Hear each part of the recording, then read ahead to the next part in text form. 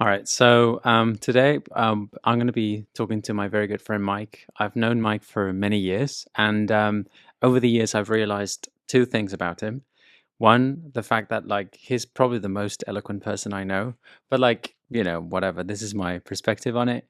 And two, that like I can literally just talk about anything, right? Like, and Mike will. I mean, because he comes from a very diverse sort of background of experiences, like he can talk about one thing from so many different angles. And yeah, and so he's my partner now. Like we're working together at Odyssey, and we're doing like we're exploring like what AI can do for businesses, and like we're really learning about their problems. And yeah, and so welcome, Mike. Well, no pressure now, right? And I yes, hope I can live up to that intro. no, you will. But also, like you and I have been talking about doing, like you started your own I podcast did, yeah. last year, and you kind of, I when I saw you speak, I thought like, well, you and I should be having this type of conversations because you've been doing like open podcasts as well, right? Yeah, I mean, I've only done it, let's say, recreationally, but I enjoy the format. I enjoy just having free-flowing conversations about interesting topics, and I enjoy listening to podcasts as well. So, yeah, why not record a few?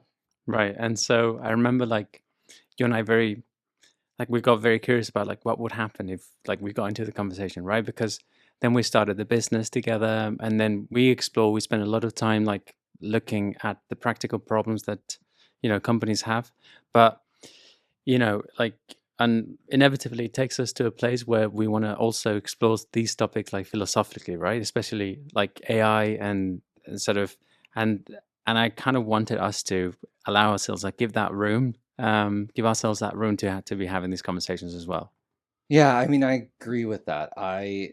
That's the reason that I'm interested in doing this work, right? Like my main interest in AI is actually I think there's a lot of opportunity um, for companies, for businesses to use it and grow much more quickly, to have more impact than they're having today. To also, I think it opens up many new product opportunities um, and will really transform the world. But my the origins of my interest actually are much deeper and like kind of much more academic in a way, and also, as you said, like philosophical, right? Like I think that this is a technology that we're building machines that think, and even understanding what it means to think, what it means to be intelligent. I don't think those are questions that we really have very robust, very concrete answers to.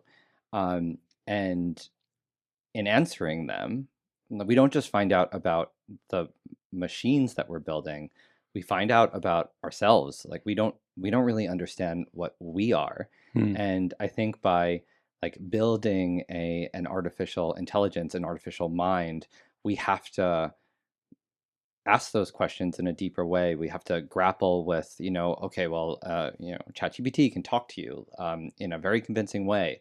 It can maybe even like there are some arguments now that it's passing the Turing test, or other AIs are, um, and like figuring out, does that mean that we've actually built intelligence? Like, does it mean that we've replicated what humans can do? Like, really understanding what it is that makes us special is like a very interesting question, and I don't think it's one that we have answered well yet, and I want to be a part of answering that.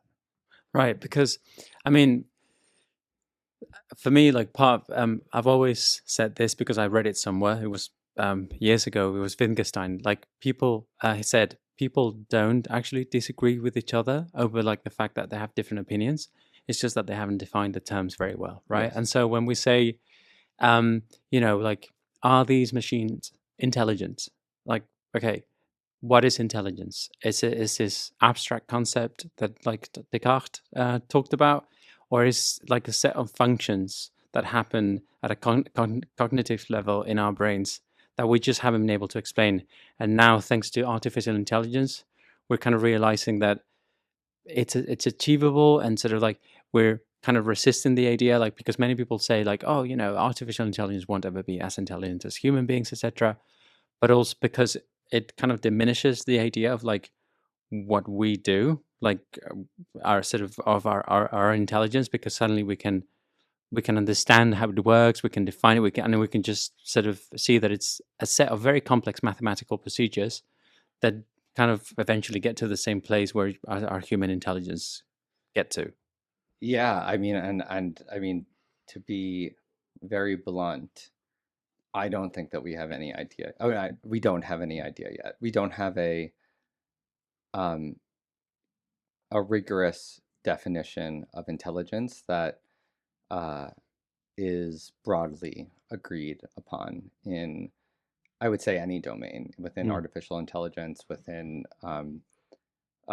philosophy, within um, psychology or biology. Like that is something that we don't understand very well yet. And I think that artificial intelligence, the search for artificial intelligence, is forcing us to grapple with that question. I think there are a lot of people who make a lot of assumptions, and I think that we know more than we do.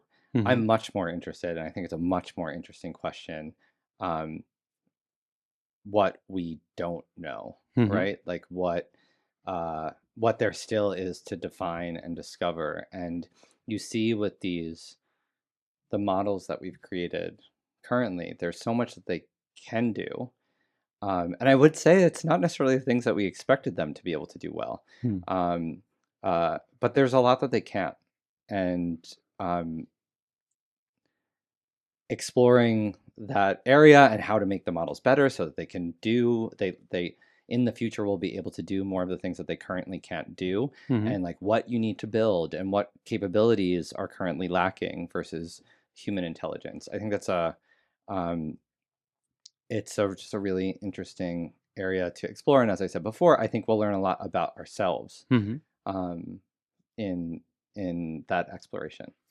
And so you said as well, sort of the beginning, you said that we haven't, like, there's just so much we've been asking ourselves, like, questions about what intelligence is, etc., and then like we don't know all of that, right? We There's so much we don't know.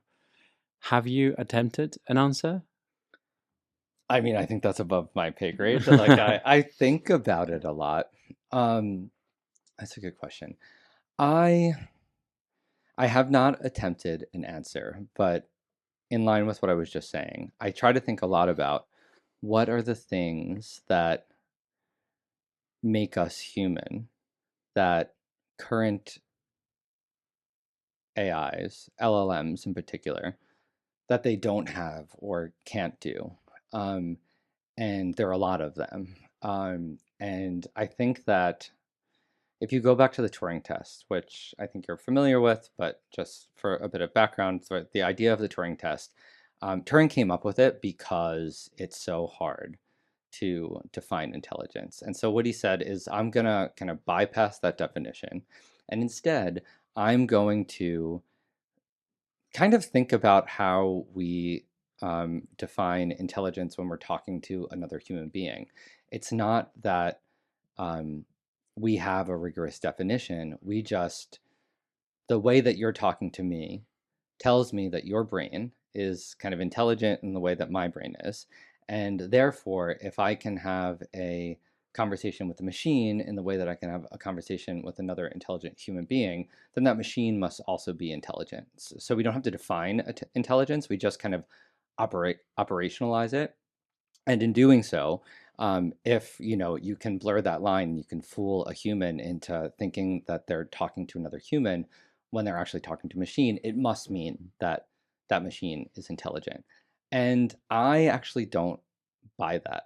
I think that I think it's a really brilliant test, and I think bypassing the question of what intelligence like it's very hard to define intelligence, and um, I understand why he did it, but I don't Do actually. you know what the test consists of? Like, what sort of Yeah, questions? no, no, it's not. It's not literally no question. So it's he called it. I read the original paper. It's not very long.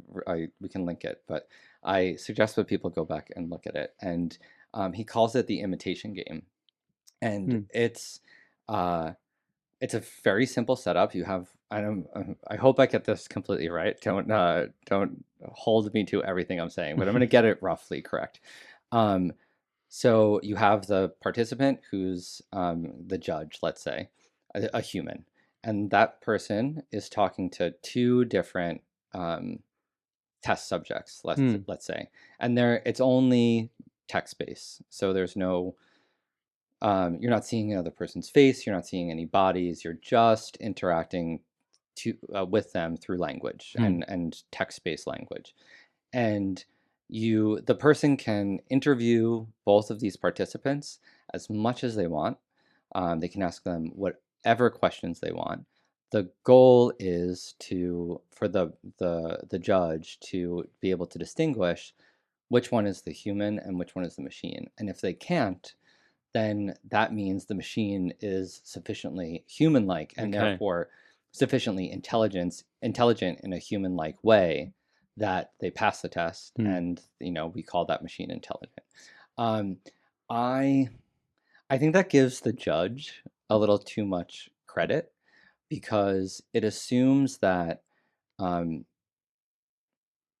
I I agree that we are that's largely what we're doing when we're talking to other human beings. Like where I don't know that you're conscious. I don't know really anything that's going on inside of you, but just by looking at the way that you behave, the things that you say, I think you sound like what it feels like inside of me. And Yeah. so I assume the same thing must be going on. Of course. Yeah. I don't think that we are such good judges of intelligence and or consciousness or of um, more complex behaviors to that a machine that didn't actually possess intelligence didn't actually consciousness is another thing that we can kind of lump in there.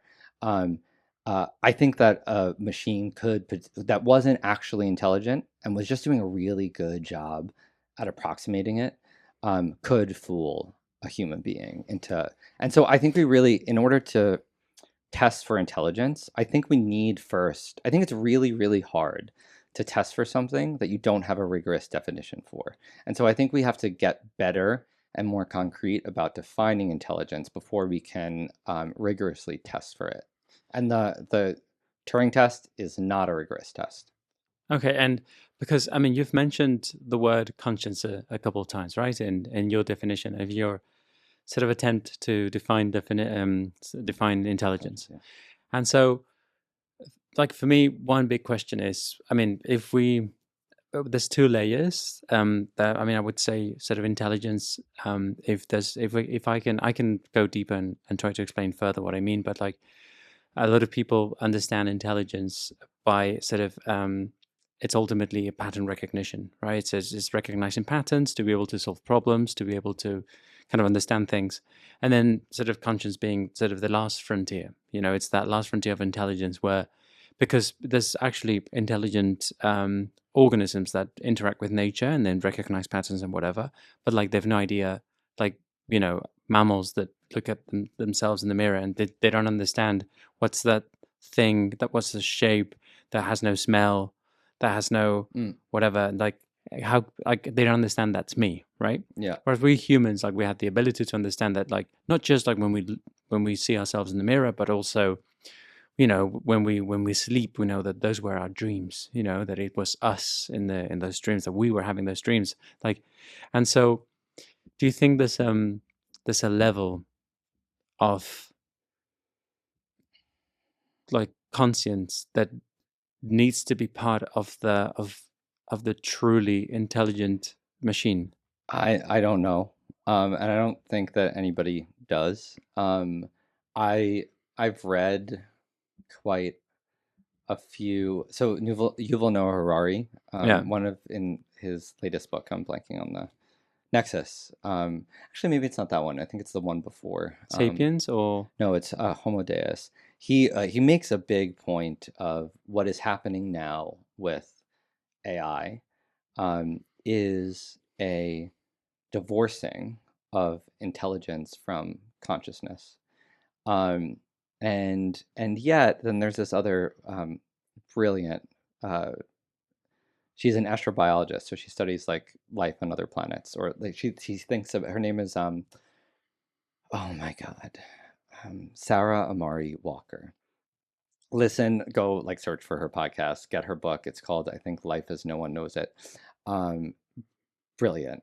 Um, and she makes an argument that uh, part of what we're doing as life, as intelligent life, is we're able to imagine ideas, like imagine the future. Imagine, she uses a rocket ship as an example. So she says that, you know, humans imagined rocket ships um, centuries, I think, before a rocket ship was built. And it was in that sort of imagination, a conceiving of it in this, in our minds, in our conscious minds, then that became, then painting that picture in other people's minds, and then over time, kind of building the technology to make that a reality. That's what caused us to be able to construct such complex uh, inventions, right? Like rocket ships. And so I think she would argue that consciousness and intelligence are linked. And I don't think I like from everything that I've read, and it's, I'm more of a pop science observer here. Like it's not something that I've studied rigorously, but from what I can tell, there's the jury's still out on that. Like Hmm. whether consciousness is necessary for our type of human level intelligence. I will say too, though, that there's also like consciousness. To be very clear, um, I'm doing the same thing as we were imagining in the Turing test, in assuming that you're conscious, right? Like I have no proof. There is no scientific instrument that we have that can measure consciousness. People are working on that, and there are theories, but there's nothing approaching like a rigorous measurement that would let us know if a thing is conscious. So like even when you have these crazy things happening, where this like Google engineer thinks that their latest LLM is, or this was a few years ago, so it's not the Hmm. latest one anymore, but is conscious, and everybody's like incredulous, Yeah. like, and of course not. And even I have this intuition, they're not conscious, and I don't think they are. But if there were, if they were, we would have no way of knowing, Hmm. and we don't know. We don't know. Like I think also like a general theme that underlies all of this is like we have to check our biases. Like there is so much here that we don't know, and people should be answering questions around AI with the like definitive answer. I don't know. We don't know, again and again. Like, and we're not doing enough of that. There's a lot of assumptions. There's a lot of anthropomorphizing, like just assuming because this thing sounds human that it like is doing the things that we're doing. And largely the answer is just that we don't know.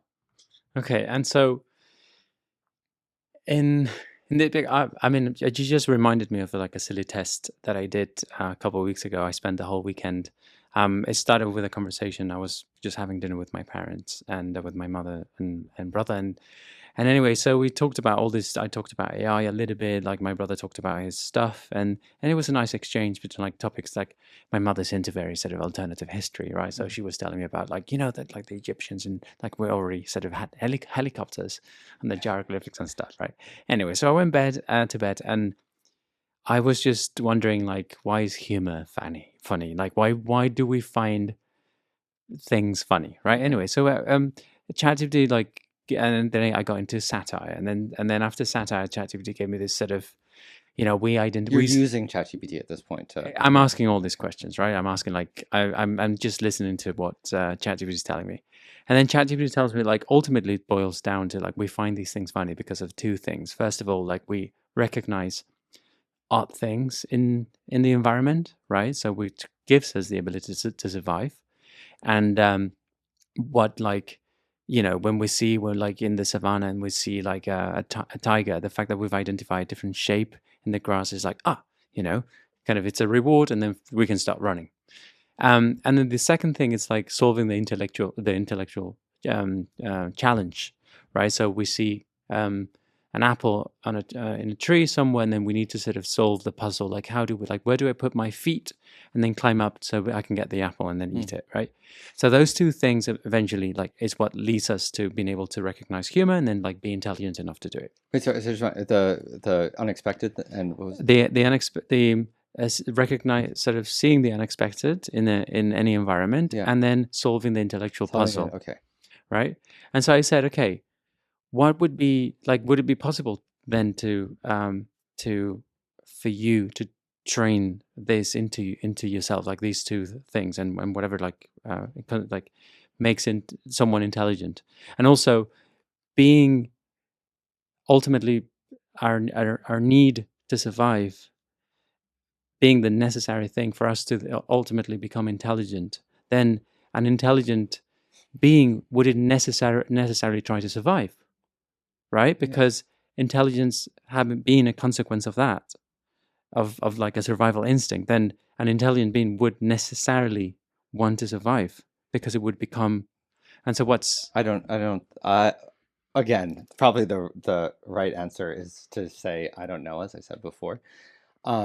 But I don't think a survival instinct is one of the things that I think we don't have a good reason to believe current AI, or honestly like near term AI, will have.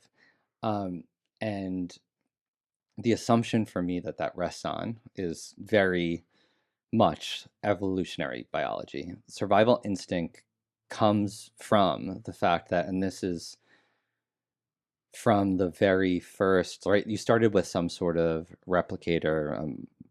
People think it's a molecule like RNA that eventually kind of, ended up forming cells around it, and then, becoming more complex cells. And survival machines, yes, like survival. It built, the replicator built around it survival machines because the replicators that were better at surviving and replicating necessarily won out and replicated more, and therefore were more prevalent in subsequent generations.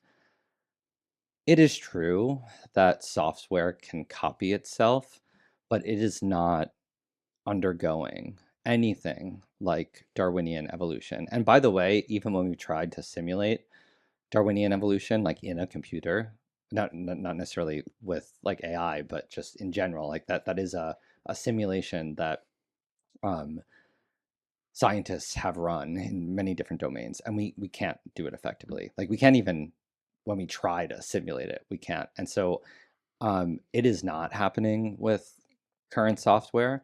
And so I don't see, we know that that's so deep in us because it's been selected for over literally billions of years. And um, AI has not had any um, where near that time. And it's also not undergoing the same type of replication and selection. So I don't think that there's a good reason to believe that AI will have a survival instinct. I also think there's a million other things about humans that and how we kind of see ourselves in the world that it won't have. I don't think it is going to have a clear sense of self, right? Like it doesn't, I mean, first of all, it doesn't have a body that can be easily defined. I mean, I think sense of self is something that we kind of create anyway. I don't think it's like a innate thing, but um, uh, uh, I think AI will not have a. We were talking about this last night. Like think about the constant chatter that you have in your mind that just like won't let you be bored when you're awake and conscious. Another kind of coming back to the importance, potential importance of consciousness. Um, uh, there's no reason to think. I think when you're not querying an LLM, I think it just sits there. I don't think it has a running internal monologue. And just imagine yourself without a sense of self, without a survival instinct, uh, and without a voice in your head that won't shut up when you're conscious, and let alone like that's even assuming that AI has consciousness, right? Like the first of all, I don't think you can really imagine that version of yourself. Like it blows your mind. You're like, what am I Right. then even? Um, and if even if you do, like any version of it, just like stops being anything like what I think our interpretation of another or our like model for another human is. And so like there is already a lot of reasons for me to believe that AI doesn't have those things, especially the survival instinct that we started with. Um, and so that's one of the reasons that I think it's really a danger to assume that AIs are functioning like persons. Um, and I think we do that all the time, And actually. no, but like I don't doubt that AI hasn't gotten to that point yet, right? There's a lot of behavior as you've described, right? To be very Yeah, clear, I don't think that's I don't think we're building a thing that it's not evolving, it's not being built in anything like how humans were built over time. exactly. The So conditions. I don't think we're headed in that direction. There are some projects that like want to replicate a brain like in silica. And yes, if we did that, there's a reason to believe that it would have all of those things. But Right. I also think we're very far from that. So there's two things that you're really sort of tackling here. First of all, the pre-existing conditions are not um, conducive, or they wouldn't necessarily take us to sort of the behaviors that dominate us humans, right? Mm. And also, and by looking at the symptoms, we don't see symptoms that indicate that there's any of this behavior. But my question to you was slightly different. Was, do you think, since the first time we've encountered intelligence in the universe, which is with ourselves, right? Because we haven't found like other intelligent beings. So Well, I mean, I think there's example. It goes back to the question of what intelligence is, but I do think there's examples of intelligence in other animals. yes, Yes. of course, and it's perhaps more consciousness that kind of defines us humans, right? Like it's consciousness is the all of these things that you mentioned that make us, and so, um, but the only time we've ever encountered intelligence in the universe is as a consequence of an organism, like a being of something of some sort, trying to survive. I mean, even if it's got a like physical body, or if it's like a, I don't know, like a lichen that sort of grows all over the forest and is one single organism, like, there's a form of like it derives from this instinct of survival. So we can arrive to one conclusion, although not conclusively, is that in order for intelligence to arise, that organism needs to have this ingrained Survival instinct. survival instinct. Yeah.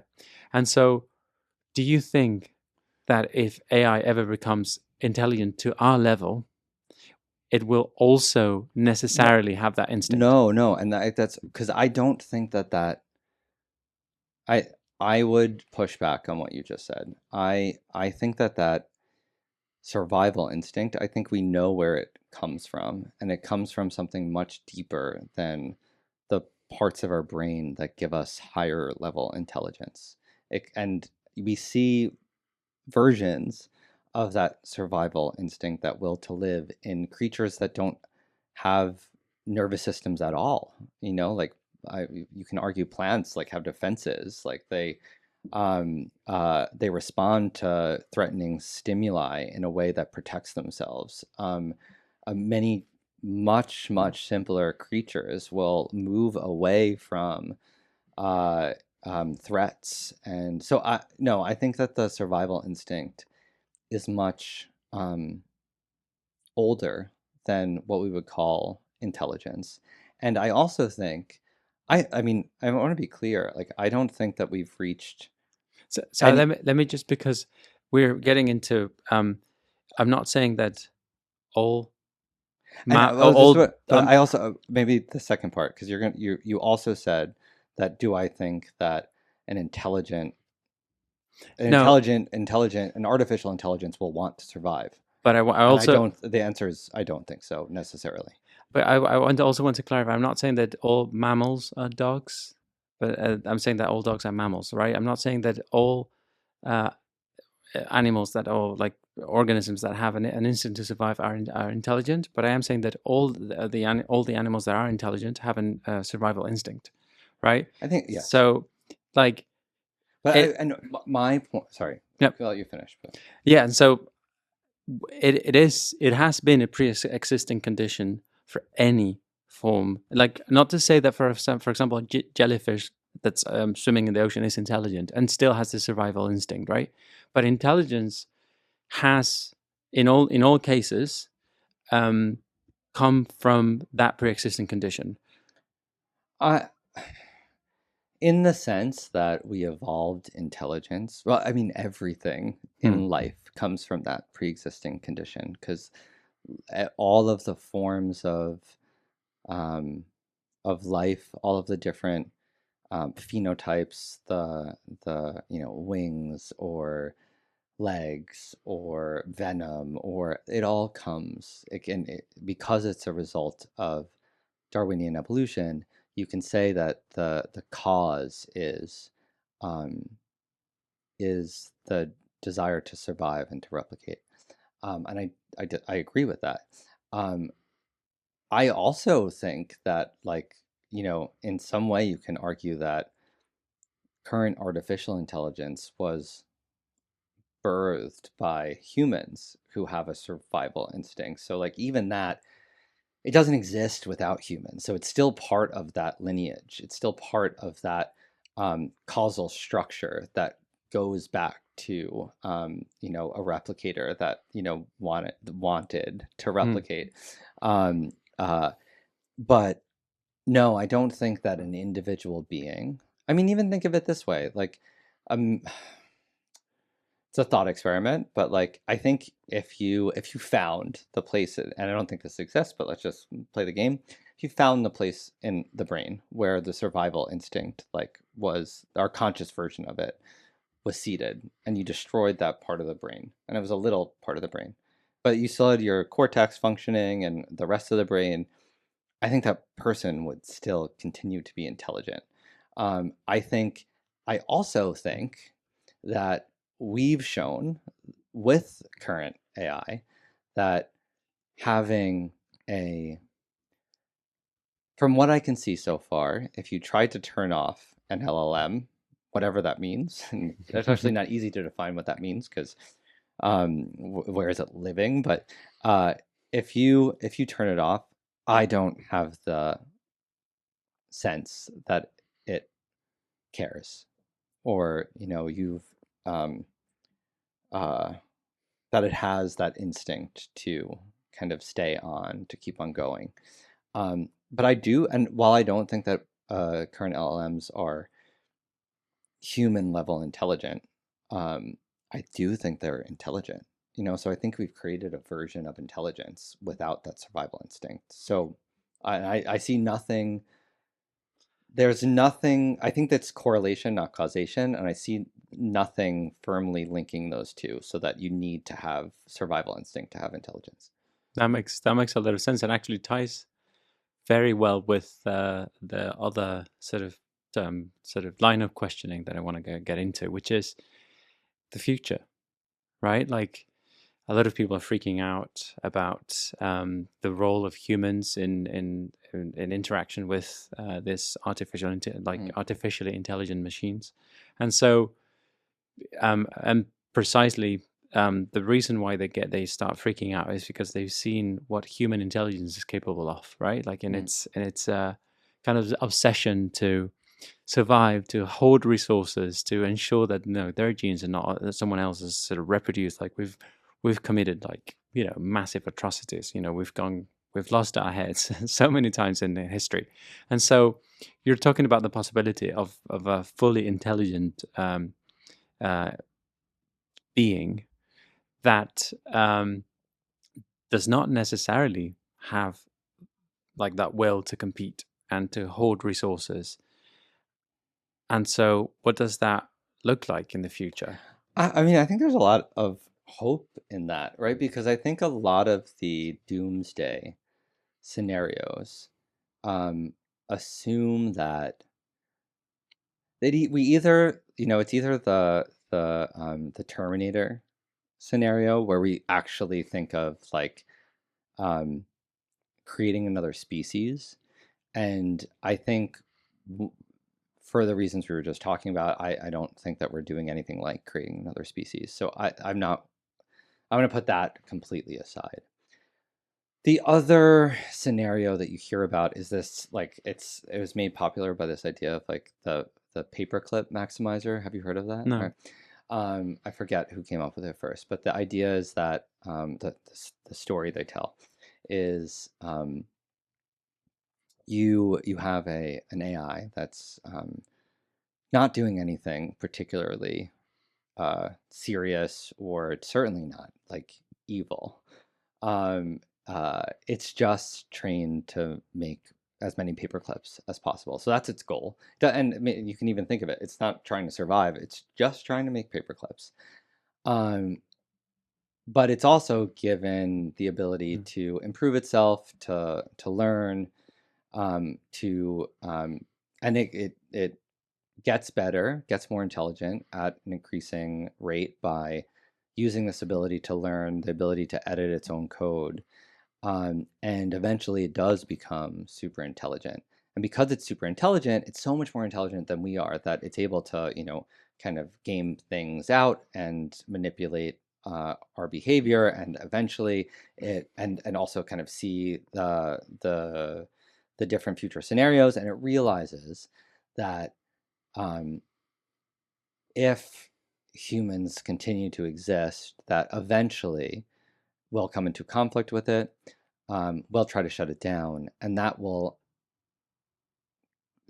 keep it from achieving its goal of making as many paper clips as possible. So, totally benign goal, but be, even despite that, it comes to the conclusion that it needs to kill all humans, and it kills all humans and continues building spaceships, flying across the galaxy, and turning as many planets into paper clips as it can, solar systems, whatever.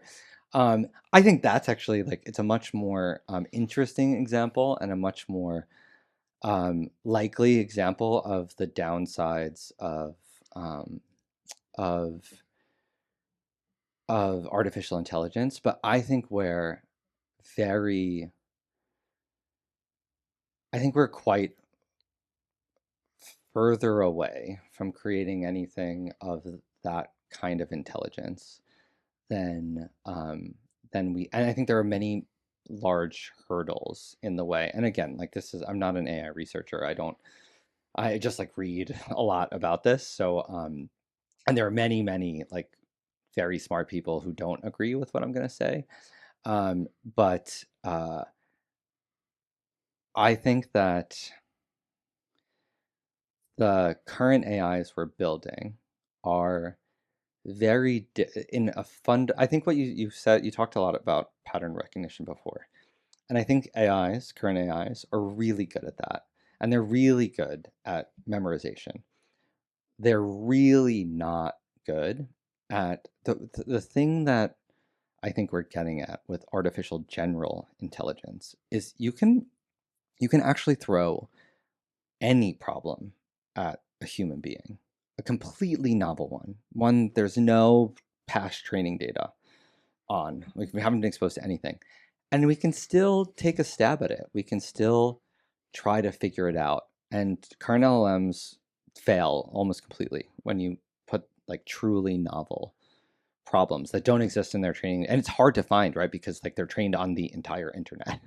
And so like they have a ton of training data, but there are several prominent AI researchers who argue that essentially what they're doing is they're memorizing certain routines. They're memorizing kind of a bunch of many general program structures, and then they're able to apply that in ways that seem kind of miraculous to us. And it's crazy the things they're able to do. But when you give them a truly novel task that's outside of one of those program routines that they memorize, that they've been trained on, they literally they can't do what humans can do. They can't come up with an approach that allows them to, like, at least in a first attempt, like, come up with a solution. Mm. Um, and so until we figure that out, I'm really not worried about any of the AI doomsday scenarios.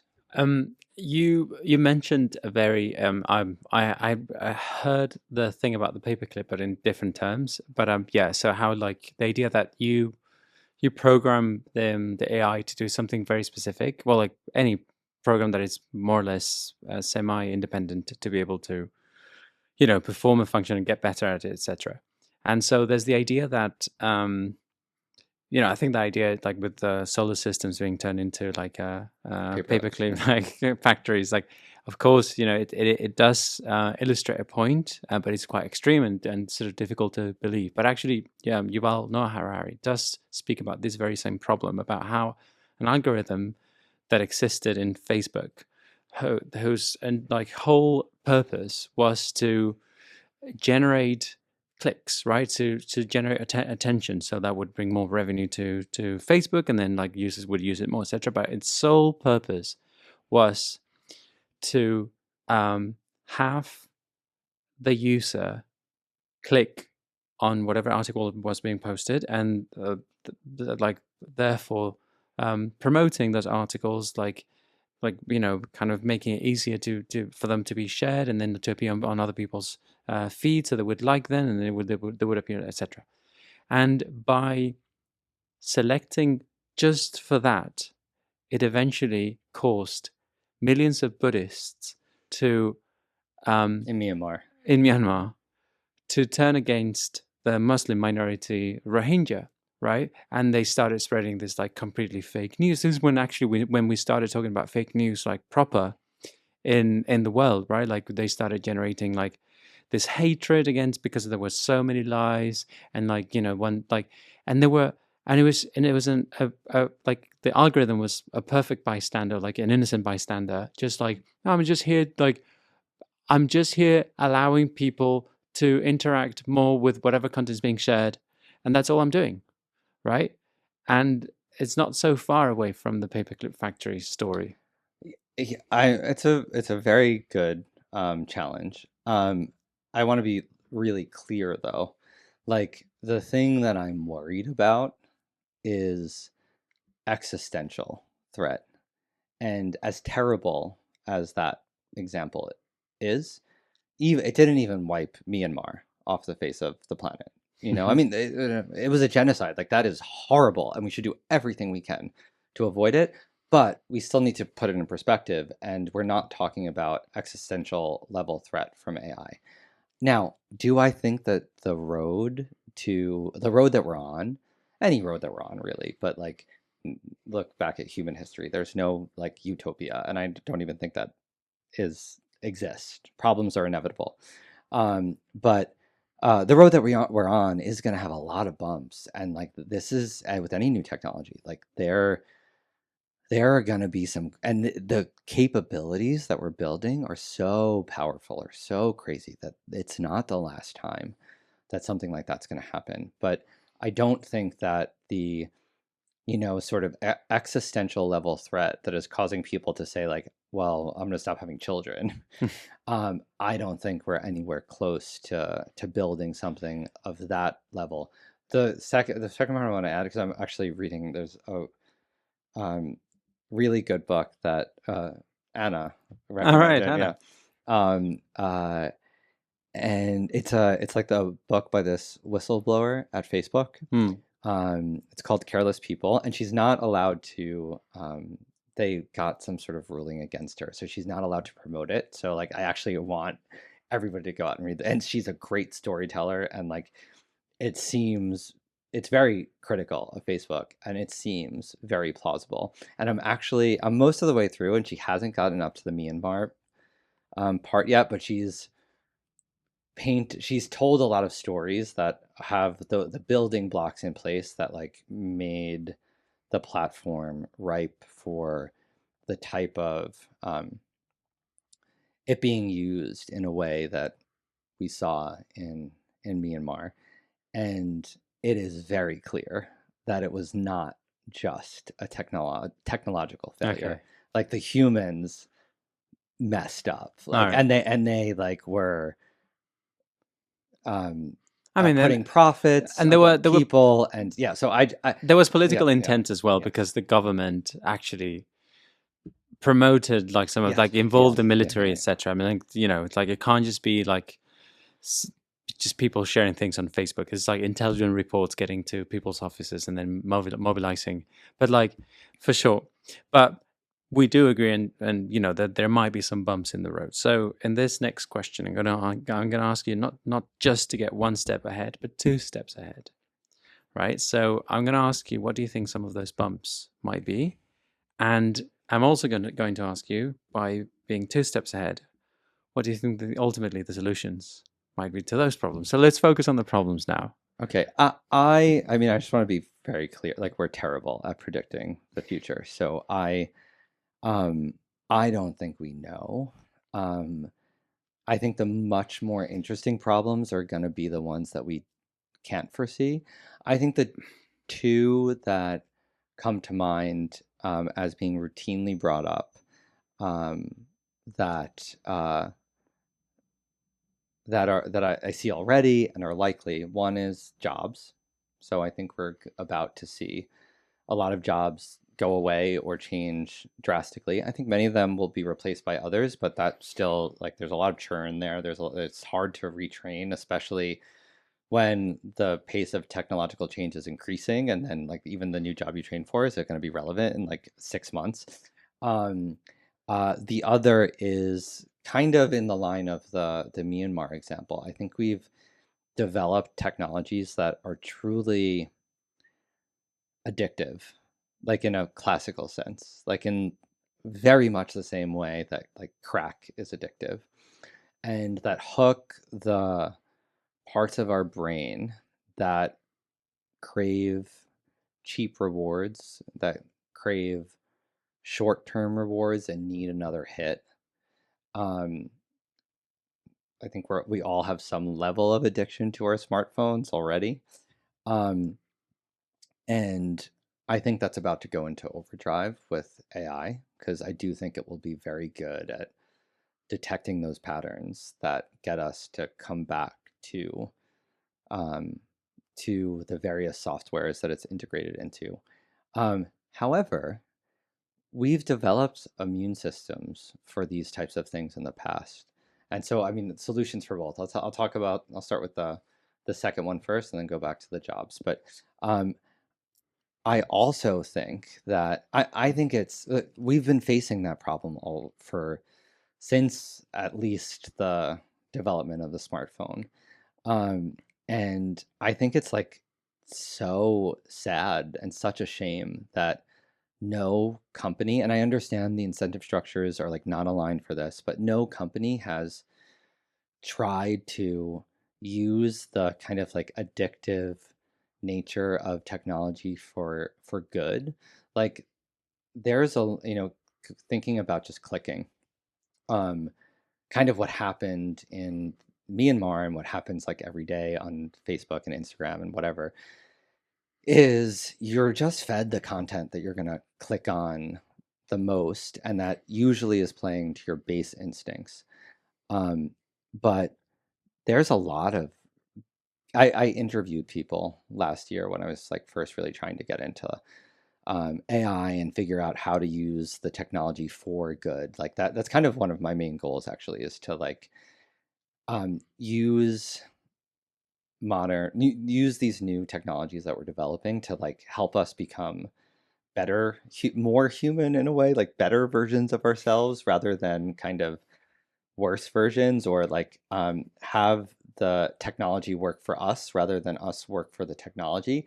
And I think right now we're working for the technology. It's just hooking those base level instincts. There is no reason that it couldn't, that same technology, even the old versions of it, even Facebook, couldn't ask us what our higher level goals are. What are the things that like make us feel fulfilled in life? What are the things we really want to achieve? And then feed us content that is both like irresistible, like makes us want to click, and also helps us achieve those higher level goals. And so I think in very many cases, the same technology can be used to like kind of do good and help us like live better lives. And I think it's a choice, plain and simple. Like I think we can build incentive structures and companies and products that do that. And I think we just haven't because it's not where the current incentive structures and in particular like the money lie. Yeah. And I mean, think about like I think there's a really good analogy with it's certainly not perfect, but with with processed foods, we developed kind of modern industrial practices, especially for food production and factory farming. You can even kind of lump into this, and we just like let it run amok. We didn't put any checks in place, and people got super fat and super unhealthy. And we created products that just were like sugar and fat with no additional like health or nutritional value. And then over time, it took way too long, but over time, we developed multiple ways of kind of combating that in both in terms of like, and very rarely was it actually turning like restricting, um, purely restricting or banning those foods. It was developing other products, competing products that were better for you, whether those were other foods or other, kind of health trends and fitness trends. And now you're even seeing, and there are a lot of people who kind of rail against this, but I'm kind of all for it. You have these like low cal, delicious, high protein yogurts. And yeah, maybe they're not the same as like eating fresh fruit, but they're much better for you than eating um, gummy bears. Here's gummy bears. Let's see one in front of us.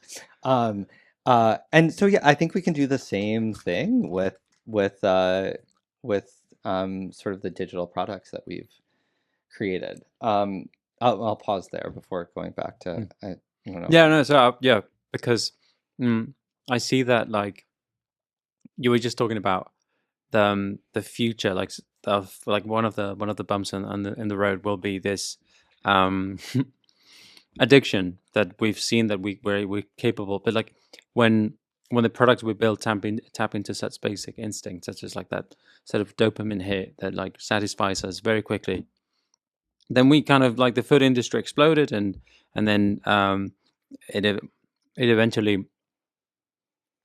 Sorry, I was eating one like a gummy bear. It is addicting, It right? is Like, very good. yeah. So I'm proving the point, right? Well, but it's actually a good, like they're sitting right in front of us. Like one of the other things that we do is like we don't necessarily. I think there is definitely a problem with smartphones, right? Like having this technology so accessible, so like, and there's no checks on that, and we're just relying on willpower to like not go after this cheap dopamine hit that is like sitting in our pocket. Um, Yeah, like that's it's ridiculous. Like yeah, we need to fix that, and we will. exactly. And so the and that's kind of what bump in the road, and sort of you gave examples of like what happened in the food industry. Um, you like so the parallel being that like we've had this sort of we have this delicious yogurt, or like I'm drinking Coke Zero with zero sugar, and like Hmm. that are sort of very, they're not necessarily like I'm not suddenly just drinking water to combat drinking Coke with sugar, but I am drinking a healthier alternative that sort of fixes my craving, Hmm. and then I'm good to go, and then I don't have to drink Coke for another, I don't know, 2 days, right? So yeah, it is like, and your point being that we can build similar systems and products for AI. Yeah, well, like imagine that you have your little AI pal like sitting on your shoulder or like a device that's around your neck or what. And by the way, I think that OpenAI is Developing something yeah, like yeah, that. yeah, like that's coming. And it knows that Yeah, they got Johnny Ive yes, yes, too. exactly, yeah. So this is big. It's probably going to be very cool. Yeah, I'm excited about it.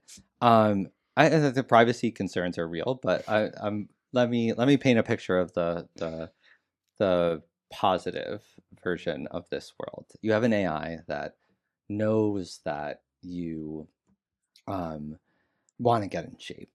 And it also it knows things about you that you don't even know. It knows that you're moderately more likely to um, go to the gym and have fun doing so when you hang out with this friend, who also goes to the gym and is a good influence on you in that way.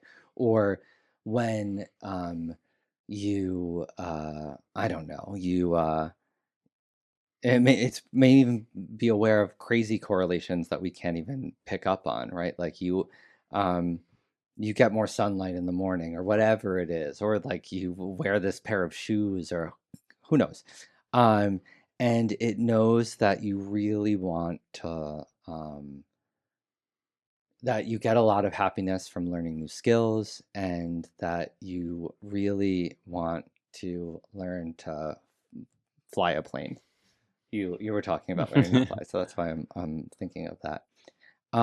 And it's gonna, instead of scrolling through random shit on Instagram or YouTube or whatever, it's gonna like start feeding these really exciting, like also kind of fun or funny content. Maybe it's even creating that content on the fly for you about how to start learning how to fly a plane, like how to, and then it's gonna feed you that ad for the, or maybe it's not even really an ad. Maybe it's just kind of, hey, you should give these guys a call. They're in your area and they have flight lessons that are in your budget. And I can like negotiate like a plan for you that's like usually they make you pay up front, but let me AI agent go out and talk to their AI agent, and we'll see if we can Oh my! work. I just had a crazy idea. Like because I'm into, and I like playing instruments, right? Mm, And so one of the hardest things for me, like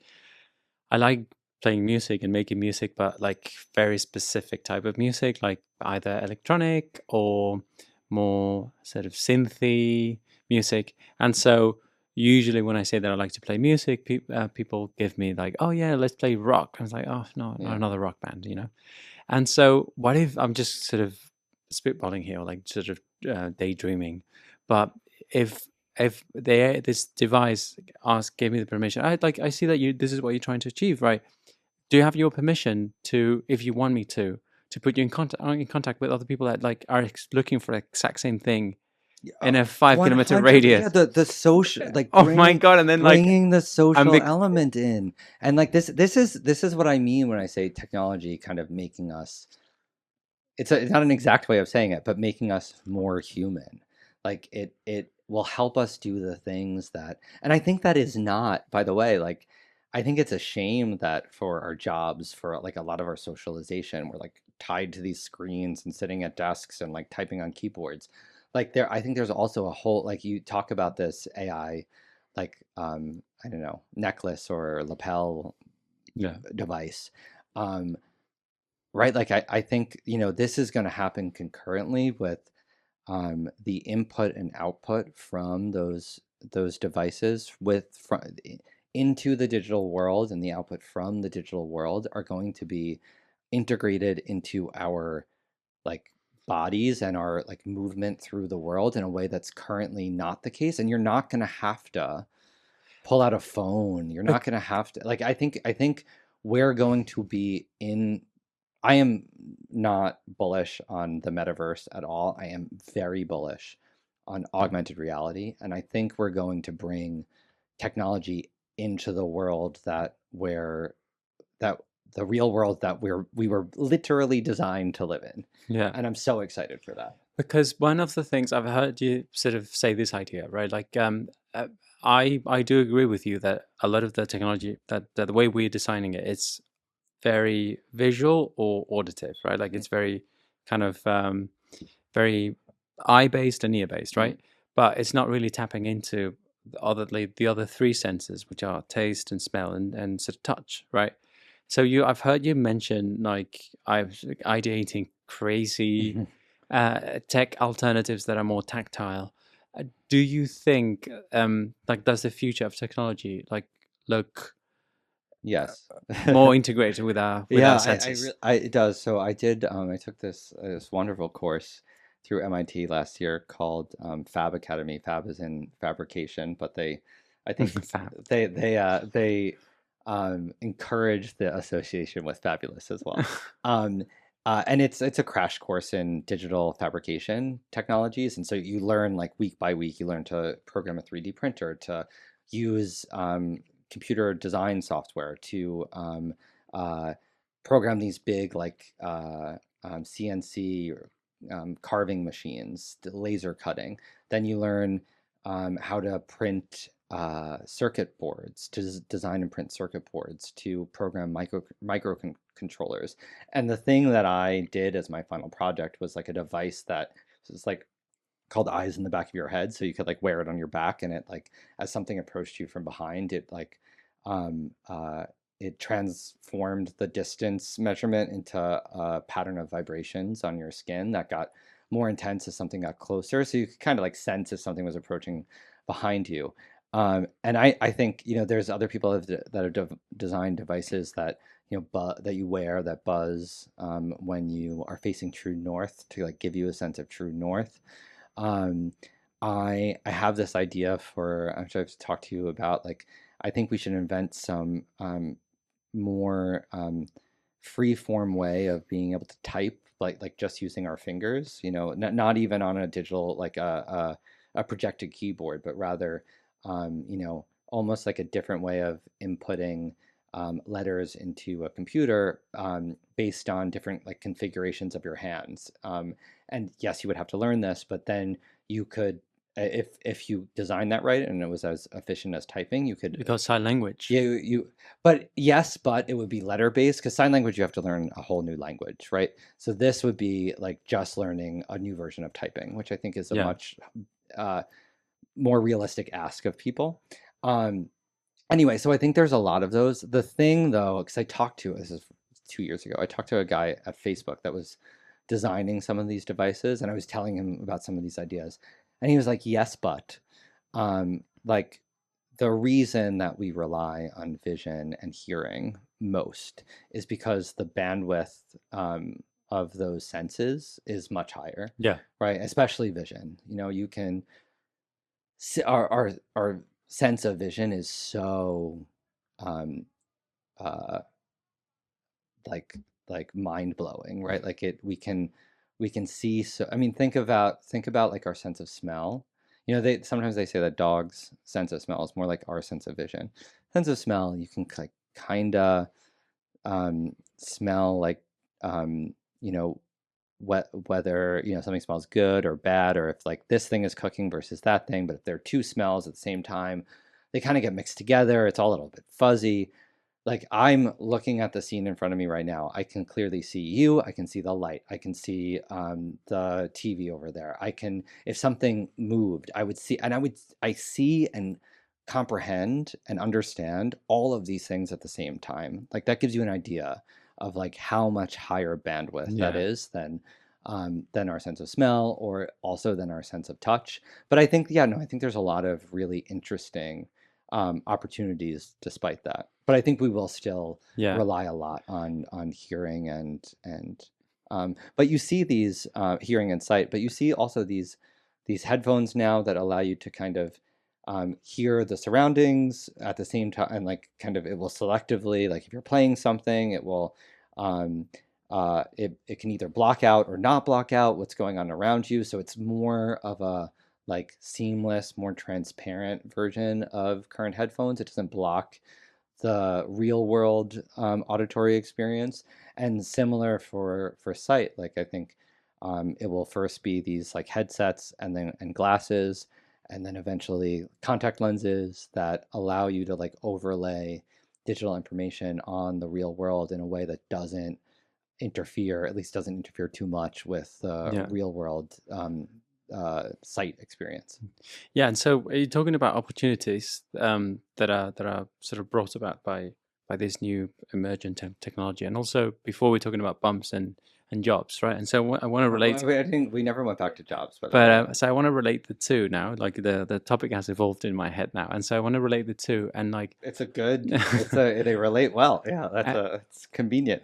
what are the opportunities for companies, right? Like we've talked about like practical applications of like technology and like in terms of like what the future of tech is going, and in the wake of AI, what are some of the opportunities that you're seeing? So, I mean, I think in like deep tech, high tech, any of these various buzz techs, buzz tech words, I think there's a ton of opportunity. I think um, this course that I was talking about last year, it taught me that even a solopreneur, even a smaller company, actually has like I kind of went into the course because all my product background has been in software. I haven't done really any hardware. I'm super interested in hardware.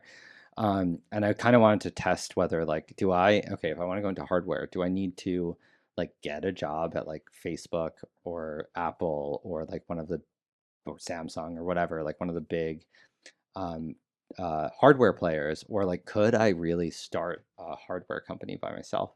Um, and I think like the answer after that course was so clear. You can definitely start a hardware company by yourself, and it's only going to get easier.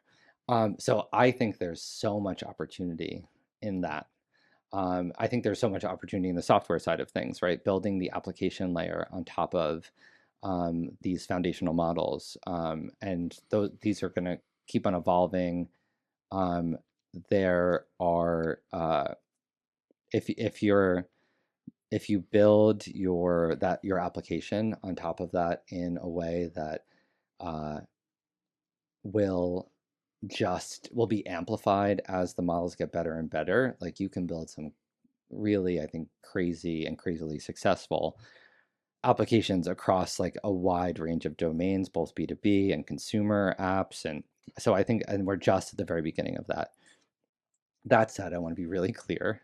I think that's going to be a really small percentage of, I think it's going to be crazy in the transformation that it will unleash, but I think it's going to be a very small percent of people and companies that are actually working on that. And so I think the more interesting question for jobs is what happens to um, uh, the existing workforce, the existing companies that are employing most people.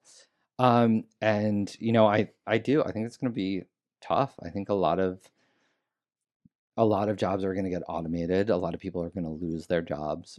Um, and everybody says this all the time, but I think the saving grace is that jobs are actually a bundle of tasks. And if like almost any job, you can, especially most jobs nowadays, right? Like you're not, even if you have a more mundane job, you're actually like doing a lot of different tasks, a lot of varied tasks. And the more varied the task is, the harder it is for an LLM to, you know, other AI to automate and to replicate. And I would say that most jobs have uh, some tasks that are easy to replicate, that are really high volume, really repetitive, that machines can definitely do better. I would say that fortunately, those are also like the more boring aspects of most people's jobs. Like it's like we all have examples of like you have to send a million emails and you have to like attach certain like format this thing and then attach something and there's no automation for that, and so you just have to, you're like, fine, I'm going to do 10 of those a day. Right. Out like outbound uh, lead generation. It's like when you know you're searching for, as we've been doing, like you're searching for people on LinkedIn, you're getting their emails, you're writing the email. Like a lot of that's so boring. I think like those are going to be the first things to be automated, and it's not going to completely replace most. It's going to replace that set of tasks. Hmm. It's going to make it much Yeah. more fun and much easier. But then the rest of the job where you're like meeting with people and talking to people and solving problems and making decisions that require complex judgment, like those are things that machines are not very good at right now, and they're not good at in and I think we're also like not at a point where we're necessarily comfortable. Like we want a human in the loop in many of those cases. Um, and so I think the hit to jobs is going to be slower, Yeah. but I do think it's coming. I'm sorry. Yeah, but like pulling the focus away from the worker's perspective, right? Like you've recently decided that you want to dedicate fully to helping other companies explore ways in which they can incorporate Mm. AI into AI, like take like all the new emerging technologies in general, right? Not just me. We And, we've we've exactly, we've both of decided us. to focus on that. And so pulling the focus away from the worker's perspective, I want to focus more on And the, opportunities yes, for yeah. like where do you think like because one burning hypothesis that you have is that like all is like with everything that's coming out like this company is wondering like okay, shit, I have to do something with AI, like I have to do something. I know that like everybody's telling me, society, like the radio, podcasts, everybody's talking about this thing, and where do I even begin with this AI thing, right? So what is your perspective on this, and like what's your recommendation for from a company's Um, perspective? Great question. First of all, I think there's a ton of opportunity, but I think we can, how to say it? I think that there's also a lot of hype. And similar to how I was saying before, that like we don't really understand what we are. Um, we also don't really fully understand why the things that we built work so well. And a lot of them are um, the the hierarchies that we create within organizations, the the relationship building and how that facilitates decision making and the flow of information. Um, uh, the selling process for getting actual humans to buy things. There's a lot of that we is down to a science and we do understand, but there are a lot of things that, especially on the organizational side of things, there's a lot that we don't, and we just kind of do it naturally, because like we're a social species, and that's we self-organize to solve problems, um, and so I would step one, recognize that and own it. If you've built a business that's already working, that's it's people are buying your products and you're ideally making some profit. It's a proven business model. Like that's gold, and you would never um, blow that up or completely throw it out without a very good reason. And AI, I'm here to tell you that AI is not that reason. And so, what I think you should do is use this as an opportunity to map out everything that you're actually doing in your business, um, and what that process flow is, what the individual tasks are, and decide which ones, and we know quite well what the current AIs are good at. Like, I mean, I think a great one that I think is underappreciated, because we think of conversation, we think of chatbots, but like it is so good at, like, you just throw it a bunch of unstructured information and then it shoots you back a database with like only pulling out the relevant information in a structured format. And there are a lot of different use cases that fit that sort of generic model. Like if you see that anywhere in your business, you should be building an agent. You should be using AI to do that for you, rather than certainly than hiring people. But even then using kind of like legacy software. Um, and so I think that's the approach, is like realize the value you've created, use this opportunity to really understand it, get AI to help you understand it, Yeah. and then and then build automations from the ground up. I was at a conference not too long ago, and sort of one question that I mean, it's a silly example, and I would like to know how you would solve it, right? So there's obviously AI is being put now into all of these chatbots for larger companies, right? And especially when I mean, sort of talking to a person, it's usually a last resort thing. It's like when you haven't you haven't been able to find the information online, like the structured information, you don't have the answer. There's no like a straightforward way of proceeding. As it usually involves like my long call with a phone company that I had today. Usually involves some form of moral judgment because I felt as a customer that I had been wronged by the uh, by the company because I was made to pay like an amount that but like didn't correspond, and I had like a 30-40 minute exchange with a person, and it literally became a discussion of morality. Like I felt it was wrong. She felt it was like that was within policy, and it was clearly like expressed to you, like, and you signed the contract, da, da, da, da, and I said, but like you, da, da, and it became, and like, does AI have the ability to replace humans that way when like the really the reason when most of the time when you get in touch with like with customer service is to make these moral judgments? Honestly, my thought is like yes, but not yet.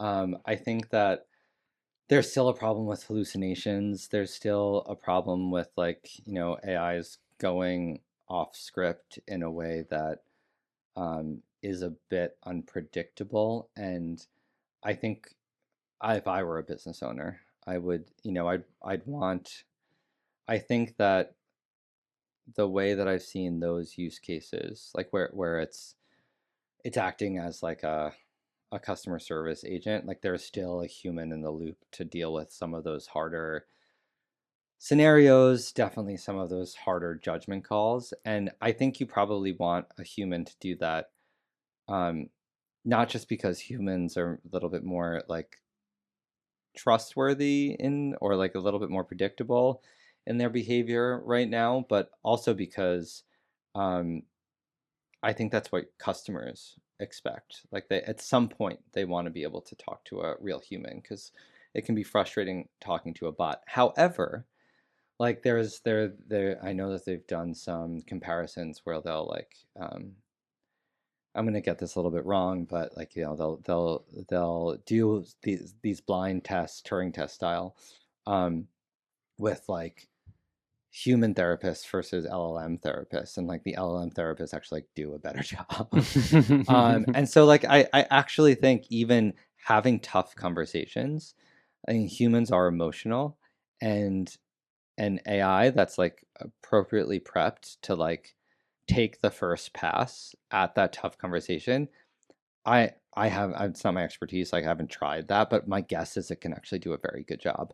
Um, and maybe even But it's better not. than, but I think you always want the But escalation path. it's not a therapist's job to make judgments and moral judgments Very for good that point. matter. Yeah. So like we're Well, talking about very different scenarios here. The fact that well, it works for in that specific case. I guess more what I mean is, I would, in that case, as you do with humans in customer service, like you can, especially like the lower level reps, you're going to constrain the outcomes that they're able to decide between. So like like their goal is to get you to just solve your problem and get you off the phone without giving you anything. So that's like their main goal. If they, if you kind of persist, they're allowed to give you a €5 like coupon or whatever it is. Hmm. And you can provide LLM similar constraints. Like that is already very possible. Um, I think when, as in the current um, normal customer service flow, like at some point you would escalate to, if the options available to the rep that you're talking to are not sufficient to resolve the problem, then you would escalate to a manager or somebody more senior who does have like a broader set of options and like usually higher like ticket price at their disposal to resolve, or is also then trained to like deal with difficult customers and like say no in a definitive way and potentially like upset them. And I think at some point in that flow, you want a human Yeah. still. Yeah. Maybe always, I don't know, but yeah, Yeah. probably not always actually, but yeah. And so I do want to, so we're talking about like how companies can benefit from this, right? But I do want to ask you sort of one last question, which is I mean, I've seen you interact with AI, and I've seen you work like both for in your personal life and your work life. I mean, you've used it in many different and creative ways. But I kind of want to use this chance now to ask you, like, how integrated is AI now into your life? Like, how do you make use of it? How do you benefit from it? And how do you, as a result, uh, like a better version of yourself? Yeah. Um, I I find that AI is most useful as a thought partner. And I feel like there are two different ways that and making a lot of like generalizations here, but there are two main ways I use it. One is generative. So like I want to brainstorm and I love brainstorming with AI, like whether it's thinking through like different names for something a product I want to launch, or whether it's designing a workout routine, or brainstorming like different workouts that I can do, or trips I can go on, or I mean, there's an endless number of examples. And then you can just like kind of throw it off um, uh, very quick questions, and it does a really good job of like just generating a lot of options. A lot of them are crap, but you'll get a few good ones, and you tell it to focus. And um, the other is more as like a thought partner on something that I've already, a problem that I'm working through, a project in my personal life, even a project that I'm working on. And then this is where you want to give it as much context as possible, and ideally be like sort of saving like either in within a conversation, or the different LLMs have different ways of doing this, um, but making sure that it knows and remembers as much about you. And this also gets to how LLMs work, which I don't think we have time to get into, but you really do need to, every time they're producing a result, they're producing it from uh, a, a fixed amount of input. And so even if they're pulling in past information, they have to pull that into the current prompt. And in the background, most LLMs are doing this. They're searching your history, and they're pulling in background information that might be relevant to the current query that you've put forward.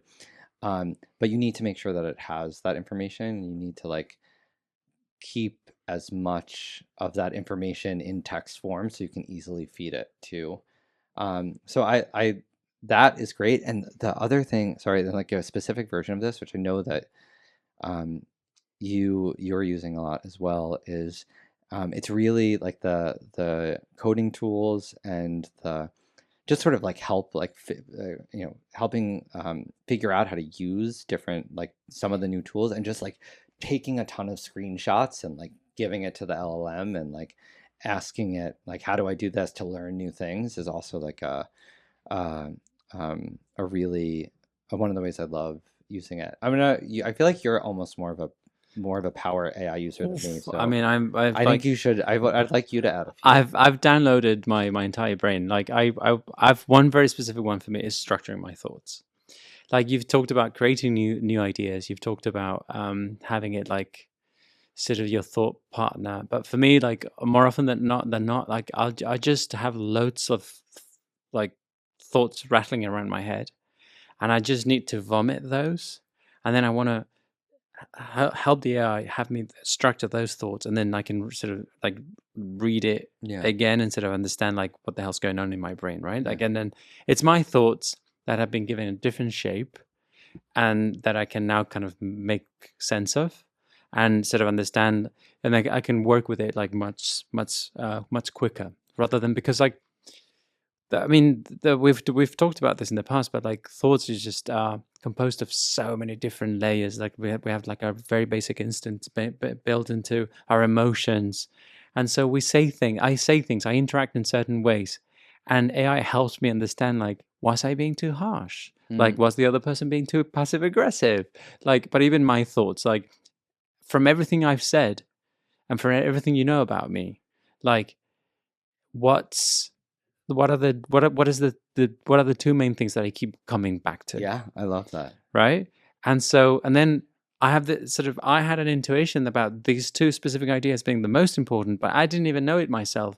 And because the AI has so much information about me, and I've just downloaded everything, then it says like these two things seem to be very prevalent in your life, and then I'm like, wow, I'm going to explore those because this got And they usually resonate with you, like, oh, right? Yeah. absolutely. I'm like, I think you do a very good job of like even as we were having a meeting this morning, I just like started to type notes and you were like, It's okay, I'm recording it."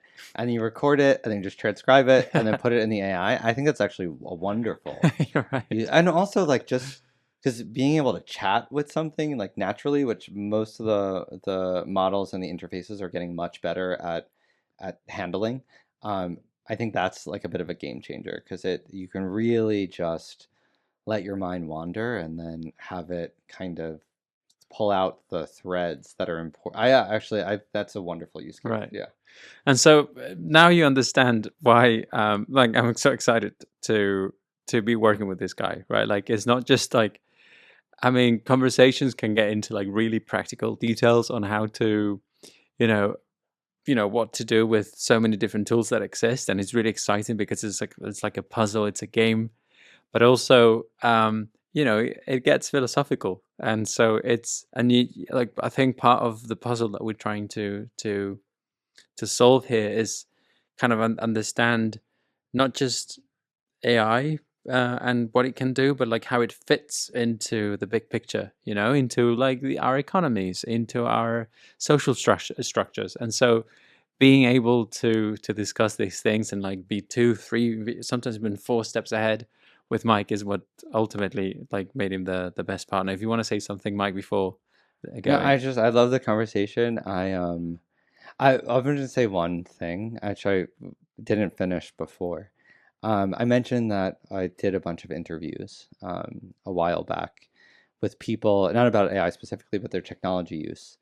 And I really expected everyone to. I feel like I'm like pro technology, and most people are like, I hate social media. Like, I mean, um, everyone said, yes, there are these things that I hate, but um, there are also all of these things. Like it's helping me keep in touch with my family. It's helping me learn new skills. It's helping me like um, uh, keep connect better with friends or my kids. Or there's something really meaningful that tech is helping them do. And like when we think about the opportunities for I think we always think about it supercharging the negative. I think it can supercharge those positives. And whether it's helping businesses or just helping ourselves and our families and our friends and people in general, like that's what excites me most about what we're doing and what we're building and what is possible with this crazy new technology. All right. Well, lovely had to have this conversation with you, Mike.